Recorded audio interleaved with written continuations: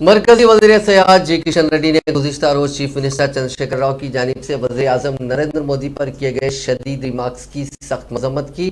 दिल्ली में मीडिया से बात करते हुए उन्होंने कहा कि चीफ मिनिस्टर के ओहदे पर फायज होते हुए एक मुल्क के वज़ीर आज़म के ताल्लुक से इस तरह के रिमार्क्स उन्हें ज़ैब नहीं देते, लेकिन गुज़िश्ता चंद दिनों से चंद्रशेखर राव वज़ीर आज़म और बीजेपी के कायदीन पर गैर ज़रूरी तनकीदों और इल्ज़ाम आयद कर रहे हैं। उन्होंने कहा कि हुज़ूराबाद के ज़मनी इंतखाब में बीजेपी की कामयाबी के बाद केसीआर बौखलाहट का शिकार हो गए हैं और जब भी मौका मिलता है नरेंद्र मोदी और बीजेपी के खिलाफ बयान देते हुए हुजूराबाद में टीआरएस की शिकस्त के गम में मरहम डालने की कोशिश कर रहे हैं। उन्होंने कहा कि एक मंसूबाबंद तरीके से चीफ मिनिस्टर और टीआरएस के वुज़रा बीजेपी के खिलाफ जहर उगल रहे हैं। किशन रेड्डी ने कहा कि दस्तूरी ओहदे पर फायज रहते हुए चंद्रशेखर राव ने दस्तूर को तब्दील कर देने और वज़ीर आज़म की तौहीन कर रहे हैं। उनकी यह हरकत सियासी इक़्तिदार के मगायर है।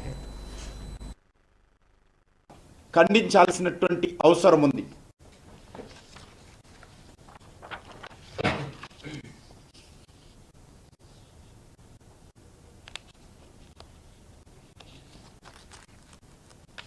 తెలంగాణ ఉద్యమ సమయంలో